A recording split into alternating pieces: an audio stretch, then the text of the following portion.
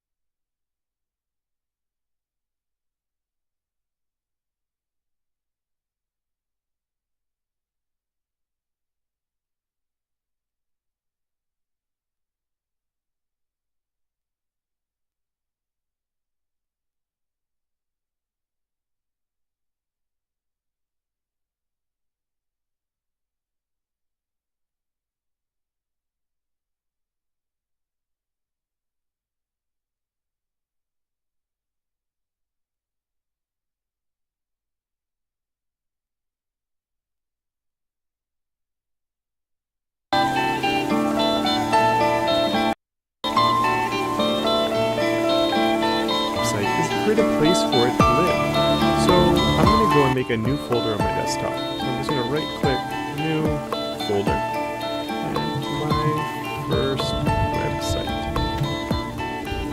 And there we go. I got a nice little folder there. And this is where my website's going to live. It's the root directory. Anything that I need for my site is going to be in there. Now I want to open this up in my code editor, so I'm going to right click, and if you're using Atom or brackets, I have both of them right there. I can just click on open with Atom and wait for the program to open, and there we go. So I opened up my folder. Let's just bring it on the screen so you guys can see it.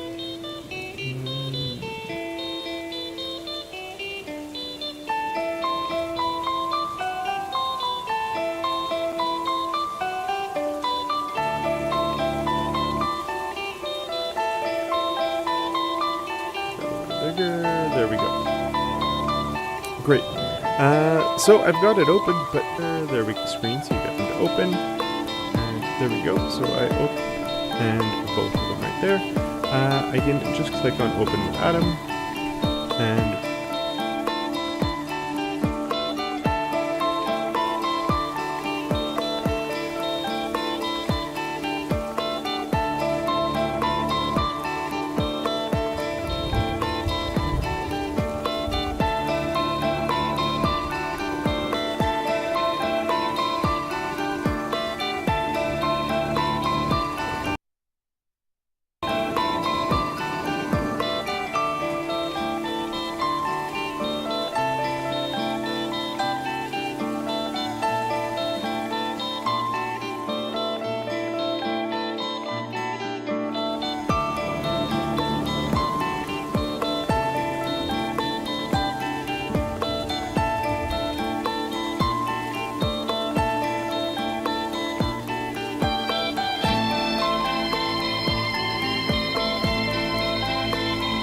wait for the program to open, and there we go. So I opened up my folder. Let's just bring it on the screen so you guys can see it.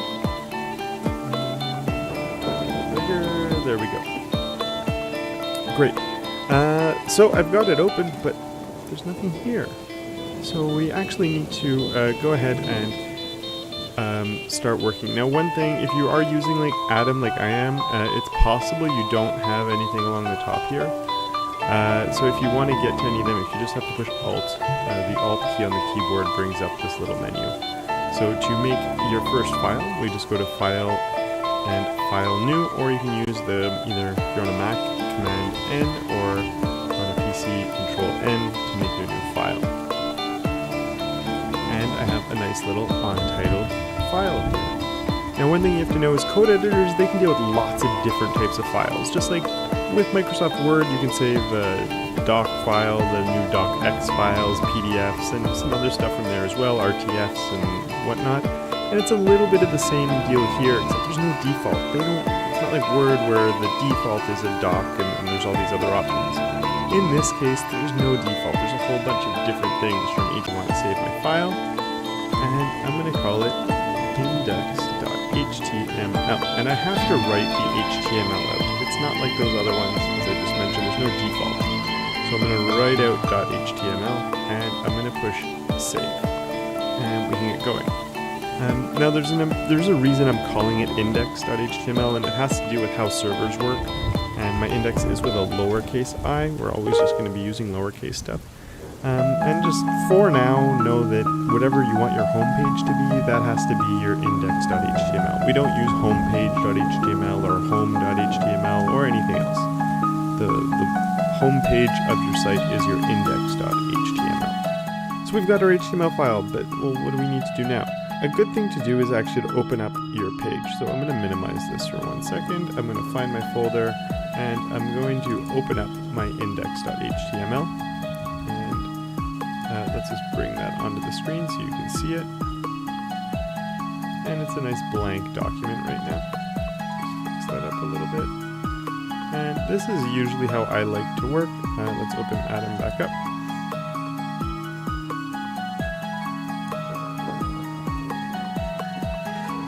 Okay, there we go. So basically what I want is I want my code editor on the side here, and I want my browser over here so I can see the two of them at the same time while I work. So as I can save here, and then I can update this and see what I'm actually doing. In general, the way I work is I always have my code editor on the left and my browser on the right, just because that's how I'm used to working, but you can set this up however you want. Some people put one on top, one on the bottom, or this could be, it doesn't matter how you set it up, but I like having always everything set up just so I can see both of them really easily. And now the real fun begins. We need to start writing some HTML. So if you remember, everything in HTML, all the code goes inside of triangle brackets.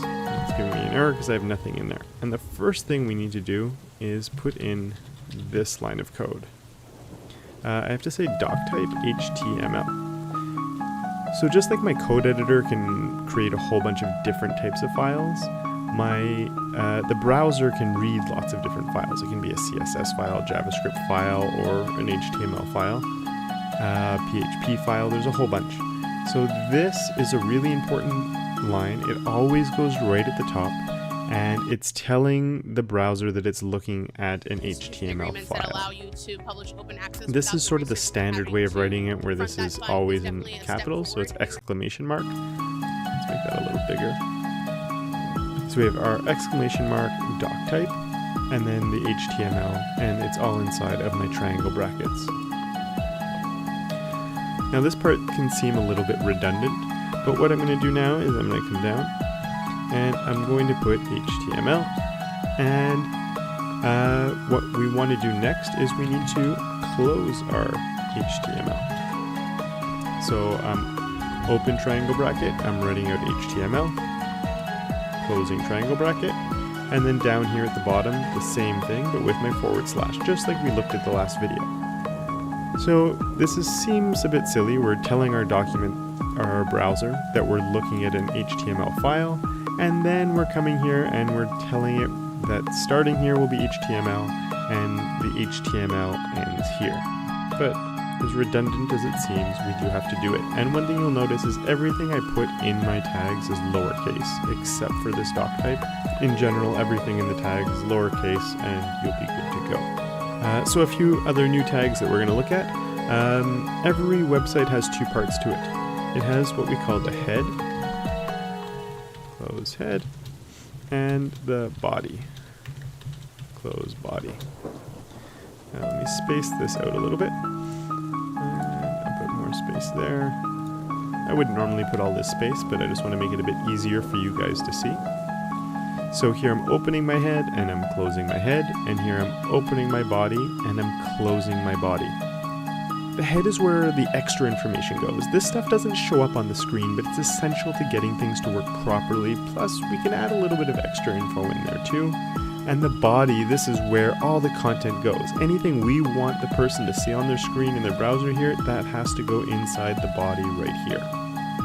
And well, maybe it'll be a little bit boring. I'm actually going to start by doing a few little things up here in the head first. So I'm going to come in the head and I'm going to write title and my first website, and I'm going to close title. Okay, so I'm going to save extra information, and it's being used for the tab up here. Another place where the title will be used is if someone does a Google search for your website. It's the title that shows up in the Google search. It's not actually content from your site that will be there. So there's one other little thing that I'm going to add in the head here, which is called a meta tag. So anyone who's done a little bit of photography probably knows what the meta or what meta information is. And it's sort of extra information. In photography, when you take a picture with a digital camera, it's going to save the ISO, it's going to save the shutter speed, probably even the location and time and date and all those things. So all that information is saved with the photo, but if you look at the photo, you don't see it. You have to use some software to get that extra information.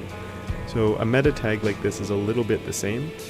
There's a lot of different ones, but the only one that's essential is the car set UTF, and you can see this is actually autofilling for me, so I'm going to go right there and double click on it and get my car set UTF-8.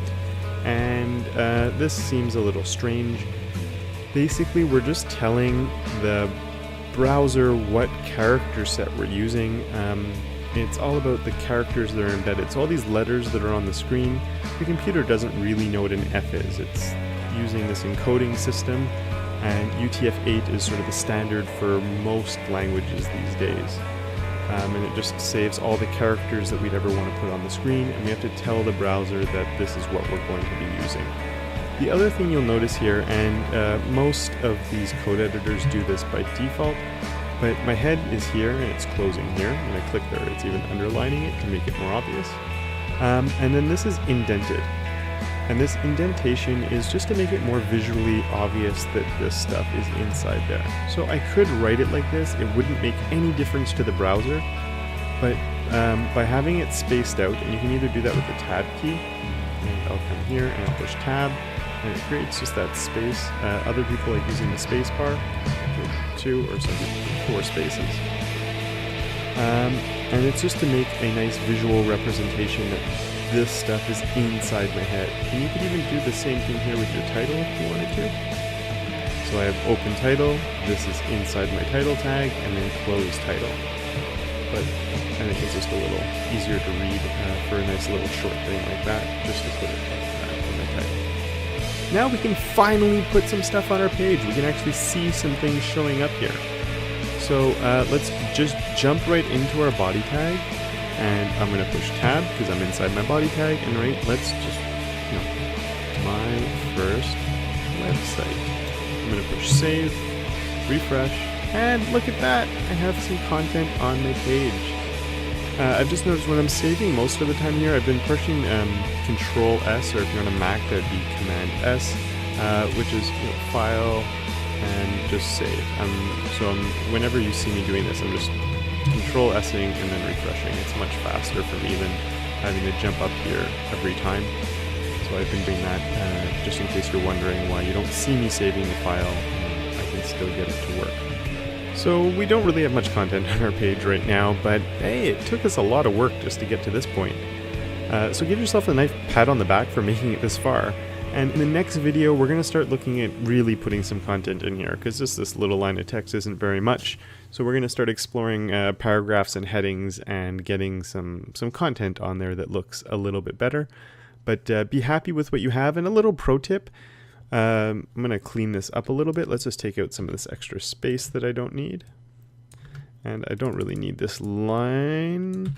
And you could, every single page you're going to make is always going to start with this as the very basic. So you could save this document just like that and use it as a bit of a template file for every time you're starting up a new project. It's a nice starting point, especially when you're starting off. This is all you're really going to need for your first few little things. So you might as well save it and just keep this as a little template that you can reuse every time. So you don't necessarily have to rewrite all of this each and every time. So I really hope you learned something watching this.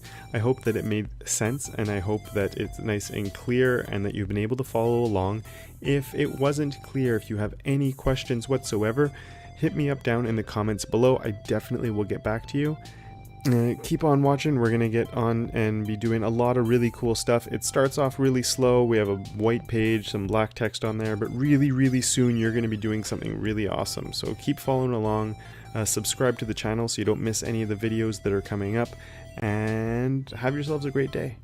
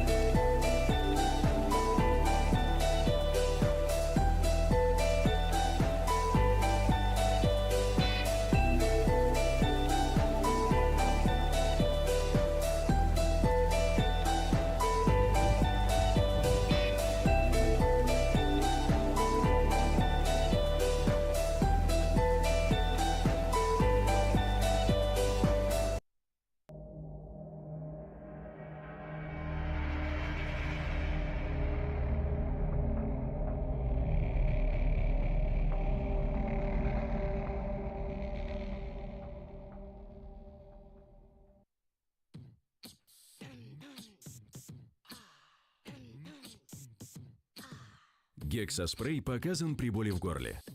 Пшик-пшик, не стоит ждать. Окей-спрей, гексаспрей.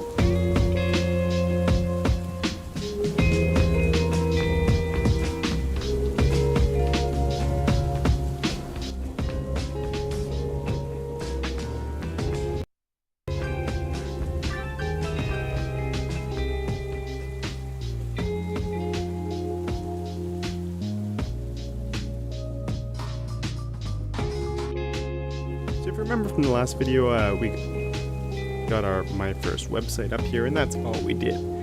And well, now we're going to be looking at putting some real content on the page and looking at a couple of new tags. So we're going to be looking at doing paragraphs and something called headings. So we're going to start with a paragraph, and just to show you why paragraphs are important.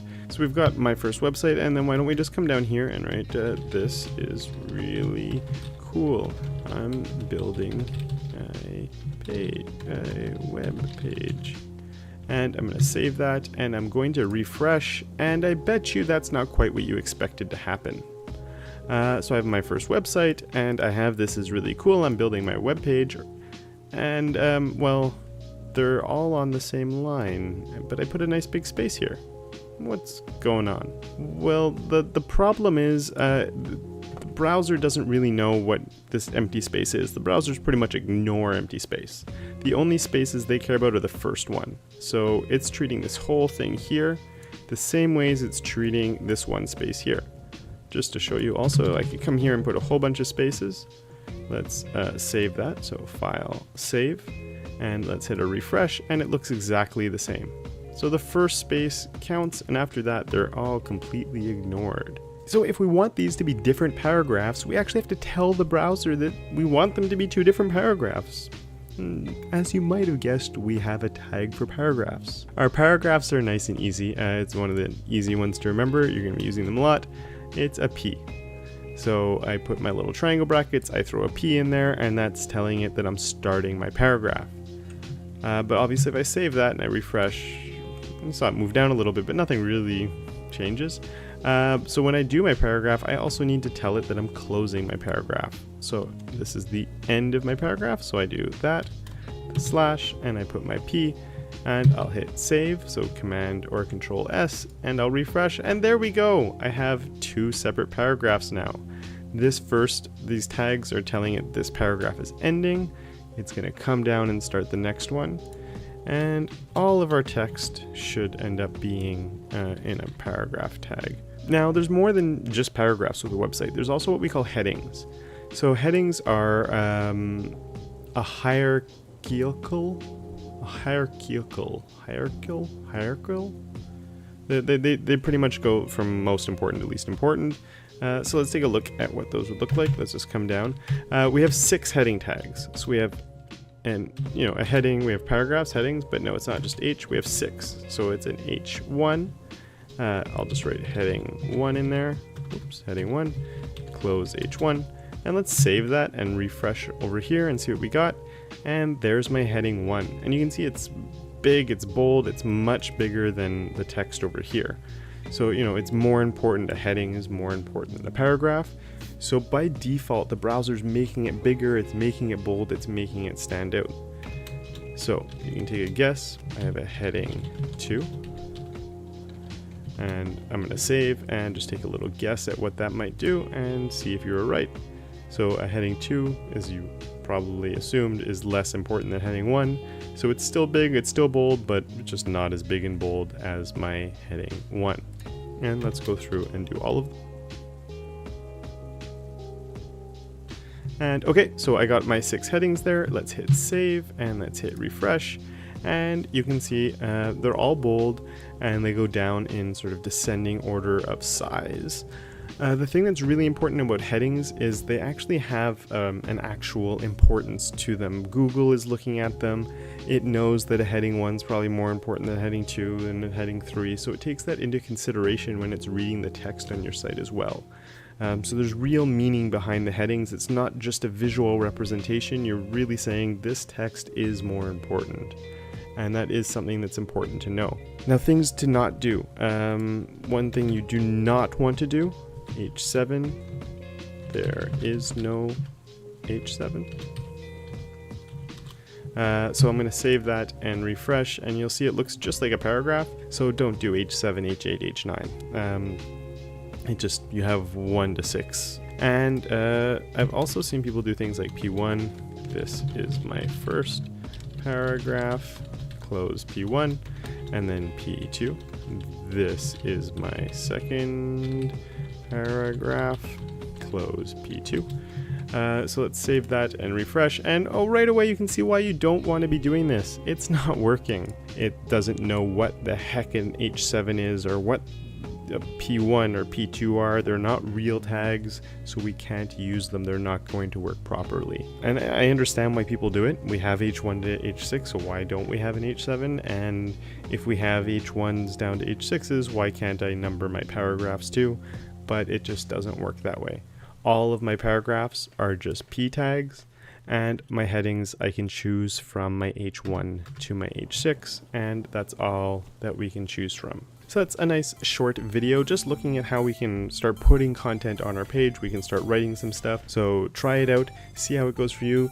I don't think I'll get too many questions on this one, but if you do have any, feel free to leave them down in the comments below, and have yourselves a great day.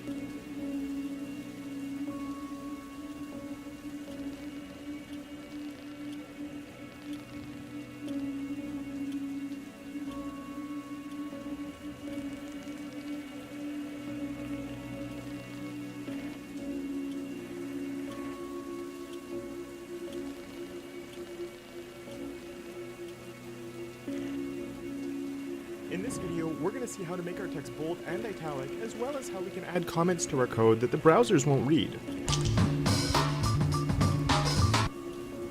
So as you can see on the screen, I've already gone ahead and added a bit of content here just to add a few paragraphs of text. So to make bold text and italic text, sadly it's not like our paragraphs with a P and headings or with H tags. They made it a little bit different.